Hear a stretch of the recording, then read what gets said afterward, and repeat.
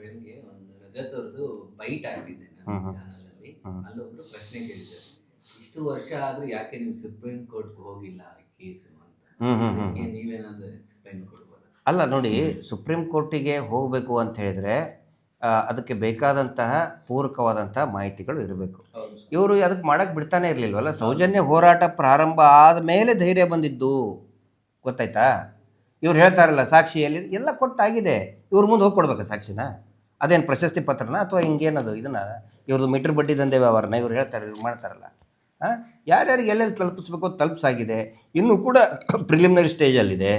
Investigation is in a preliminary stage of investigation.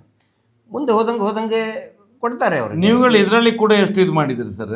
ಈಗ body ಹುಡುಕೋ ಇದರಲ್ಲಿ supreme court ತನಕ ಹೋಗ್ಲಿಲ್ವ ನೀವು? ಅಲ್ಲಿಂದ ಮತ್ತೆ ಇಲ್ಲಿ ಕಳಿಸಿದ ಮೇಲಲ್ಲ ಇಲ್ಲಿ ಶುರುವಾಗಿದ್ದು ಮತ್ತೆ. ಇಲ್ಲ, ಅದಕ್ಕೆ ಆನ್ಸರ್ ಮಾಡಬೇಕು ಅಂದರೆ ಸ್ಟಾರ್ಟಿಂಗ್ ಸ್ಟೇಜಲ್ಲಿ ನನಗೂ ಈ ವಿಷಯಕ್ಕೆ ಬರೋಕ್ಕೆ ಸ್ವಲ್ಪ ಒಂಥರ ಮುಜುಗರ ಇತ್ತು.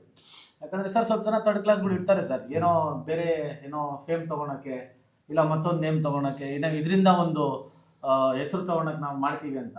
ಬಟ್ ಸರ್ ನನಗೆ ತುಂಬ ಹತ್ರವಾದವರು ಒಂದು ಮಾತು ಹೇಳಿದ್ರು, ಅಲ್ಲ ನೀನು ಈ ವಿಷಯಕ್ಕೆ ಮಾತಾಡ್ತಿಲ್ಲ ಅಂದರೆ ನಾಳೆ ದಿವಸ ನಮ್ಮ ಹತ್ರ ಈ ಥರ ಆದರೆ ನೀನು ಈ ಥರ ರಿಯಾಕ್ಟ್ ಮಾಡ್ತೀಯ ಅಂತ ನನಗೆ ಹೇಳಿದ್ರು.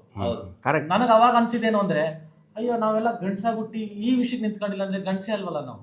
ಖಂಡಿತ ಪರ್ಫೆಕ್ಟ್. 100%. ಅವತ್ತು ನಾನು ಡಿಸೈಡ್ ಮಾಡಿದ್ದು ಈ ವಿಷಯಕ್ಕೆ ನಾನು ಹೋರಾಡಲೇಬೇಕು ಅಂತ.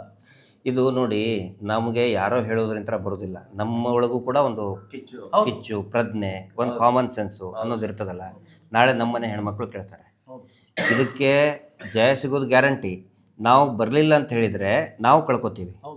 ನಮ್ಮ ಮಕ್ಕಳು ಕೇಳ್ತಾರೆ, ನೋಡಿ ಅಲ್ಲಿ ಮಹೇಶ್ ಶೆಟ್ಟರ್ ದೊಡ್ಡ ಹೋರಾಟ ಮಾಡ್ತಾ ಇದ್ದಾರೆ, ನೀನು ಮನೇಲಿ ಕುತ್ಕೊಂಡಿಯಲ್ಲಪ್ಪ ಅಂತ ನನ್ನ ಮಕ್ಕಳು ಕೇಳಿದರೆ ನಾನು ಏನಂತ ಉತ್ತರ ಕೊಡಲಿ? ಈಗ ನಾವು ಗಂಡು ಮಕ್ಕಳು